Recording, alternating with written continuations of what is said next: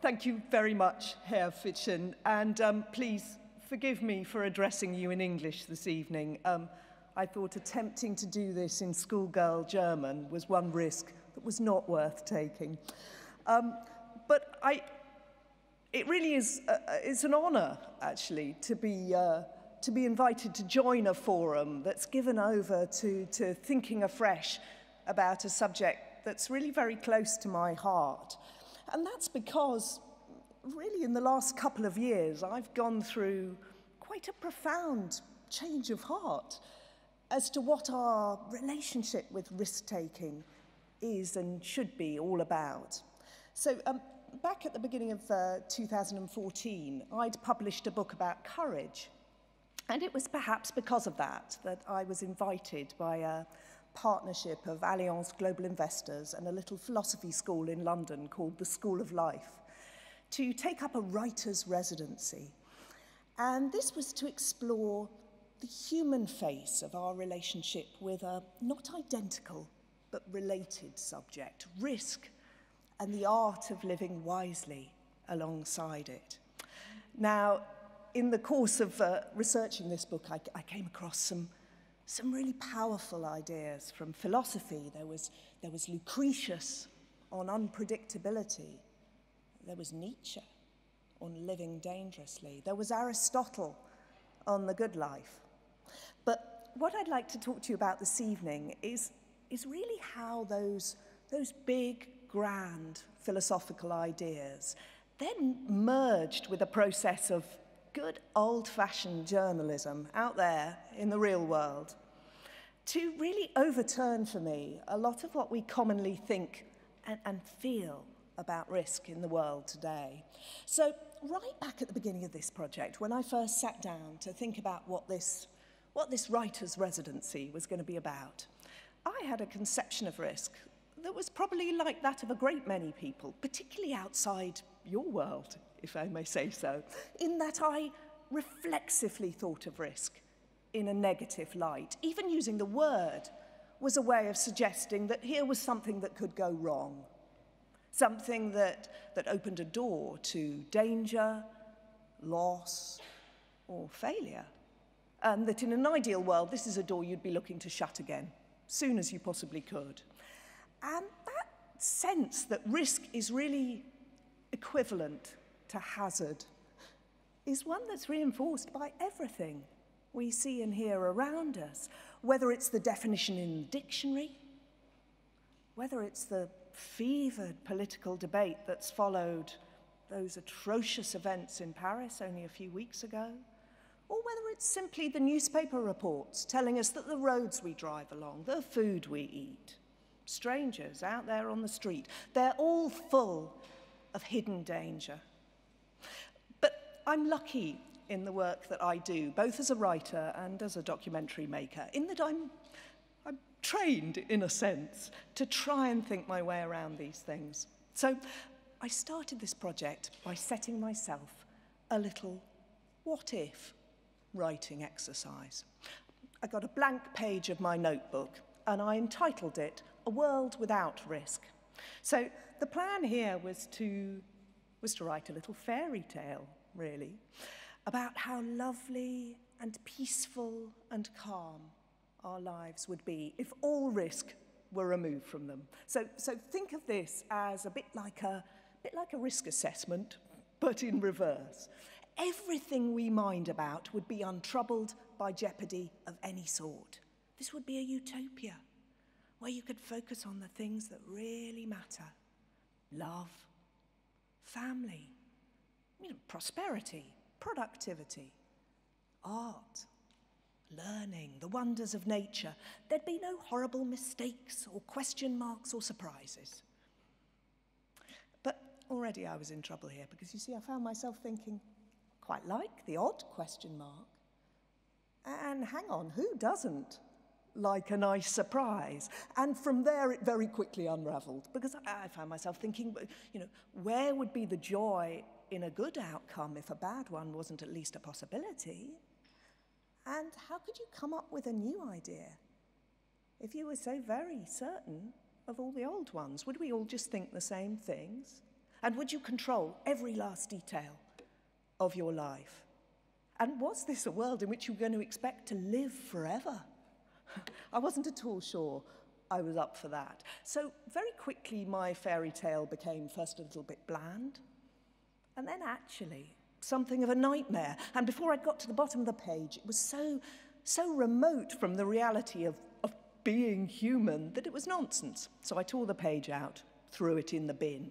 But I had learnt the first key lesson of being what I term risk wise, which is that risk, in the sense of uncertainty, what's going to happen next, is not something that any of us could live without. No, in fact, it's absolutely fundamental to who we are and how we live. And we are, in fact, programmed at many, many levels to deal with it. So I got to thinking about some of the better or worse ways in which we live with this risk that's so inevitable. You know, how in the real world do you steer a course between these twin evils, neurotic hyper-caution on the one hand and gung-ho recklessness on the other? Now, what I do, the way I work, is all about collecting real stories and exploring their relationship with bigger ideas about how we live. So that's what I did. I packed a little digital voice recorder. I teamed up with a really fantastic photographer called Richard Baker, whose photographs are in the book, and we're looking at some of them today. And we spent the spring of last year traveling across Europe and also to America to talk to people about risk. And the focus wasn't at the extremes.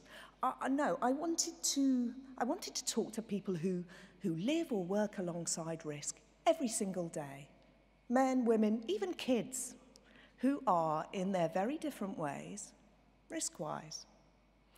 And we met some really fantastic people, so I'd like to introduce you, if I may. Look at this. Looks like a junkyard? Well, yes. This is a patch of wasteland on one of the most deprived public housing projects in the United Kingdom. But it's also an innovative new playground where a whole community of kids are really pushing the risk-taking boundaries.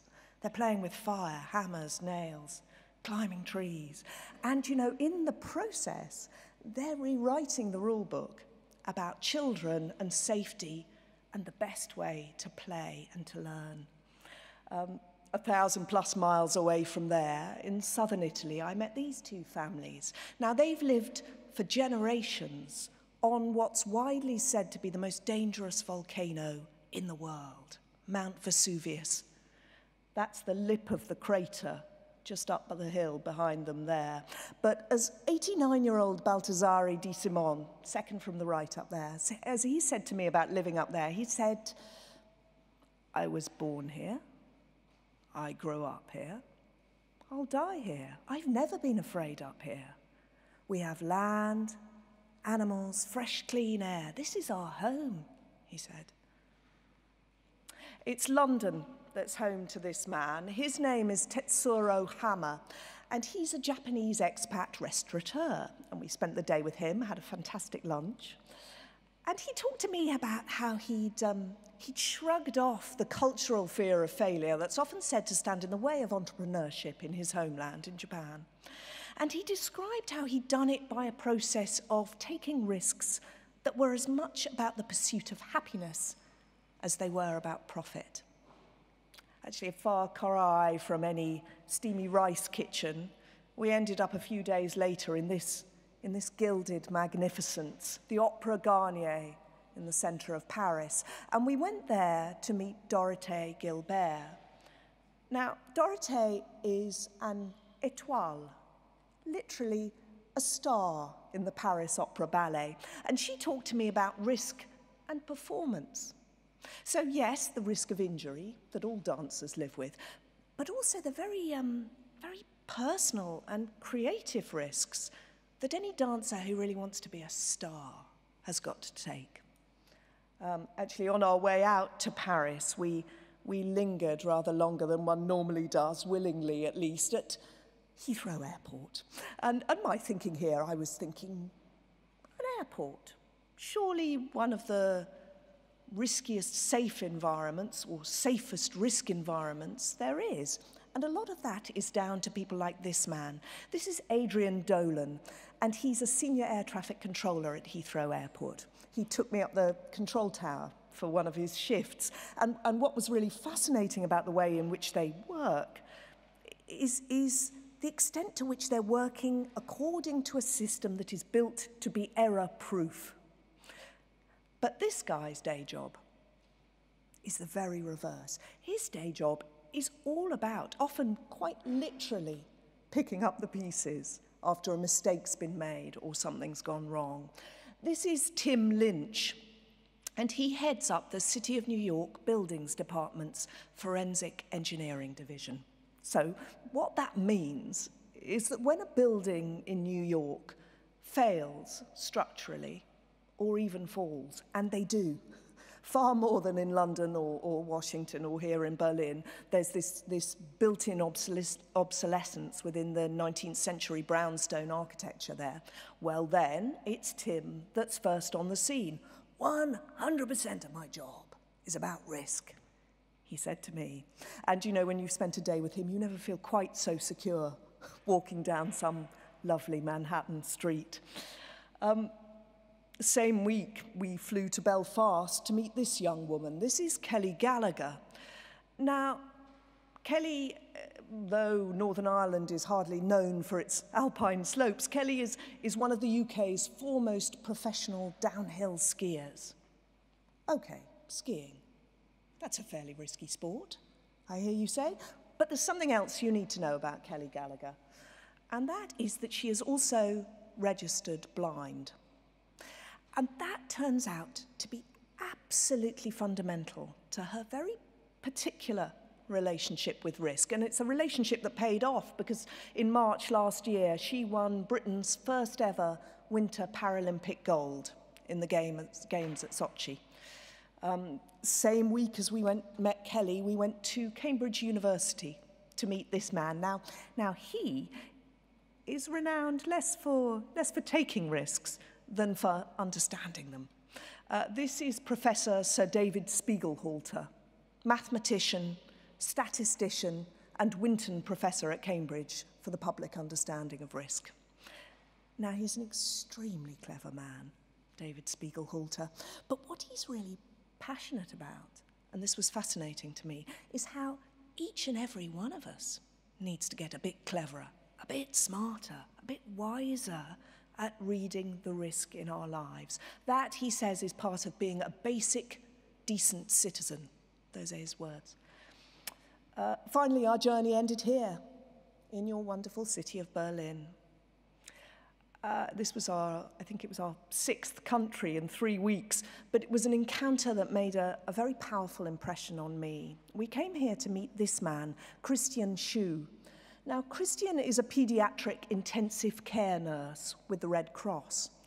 And that means he's worked under some of the most extreme risk conditions imaginable. Zimbabwe, at the height of the cholera epidemic. He was in Haiti immediately after the earthquake. The Philippines, straight after Typhoon Haiyan. This photograph was taken in a hospital in Kandahar, southern Afghanistan, where he spent the best part of 18 months during 2 of the hottest years of the war there. And Christian's story and his testimony really opened an extraordinary window for me on where real risk-taking and real caution and the greater good really meet. So this is the cast of Risk Wise, not perhaps any of them people you would immediately identify as risk-takers in the conventional sense, but each of them, in their way, a master of intelligent risk.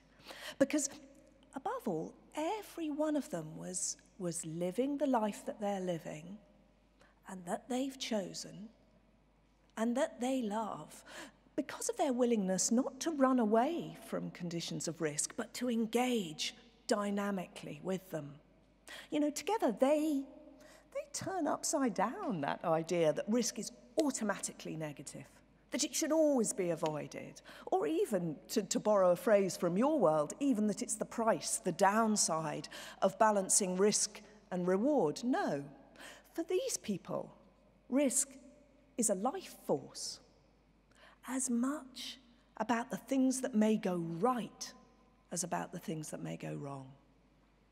So I'd like to finish up this evening by giving you 4 examples of that idea of risk as a life force.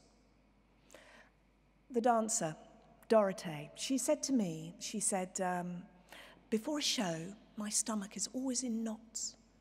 But once I'm on stage, I forget everything and it can be beautiful. So I'd like you to hold that thought, beauty. Or for this little boy, from a very difficult, deprived background, that junk playground on the bit of wasteland is, according to his dad, it's the one place James feels at home. It's given him freedom. So you have beauty and you have freedom. Or for Tetsuro Hammer, that small-scale entrepreneur, for him, he said a wonderful thing to me. He said, well, you know, sometimes if you don't take a risk, that's a risk itself. And if I accomplish something I want to achieve, then that's my joy, he'd said with a big smile. So you have beauty, you have freedom, and here you have joy, happiness. Or for Tim Lynch, amid those crumbling buildings in New York City, for him it's about knowledge. He said to me, well, I think a lot of people mistake risk for not asking the right questions and looking for answers. So there you have it, beauty, freedom, happiness, knowledge, all for these people entwined with the taking of risks. So for me, it's this kind of real-world wisdom that has sat at the heart of this project, this intuitive, this human face of risk. And you know, whether you're a banker or a writer or a blind downhill skier, I've come to realize that learning to calibrate your relationship with risk calmly and wisely, not reflexively, but mindfully, that is one of the keys to a well-lived life. So thank you very much for listening. Please read the book. And it's been a real honor to join you here this evening. Thank you.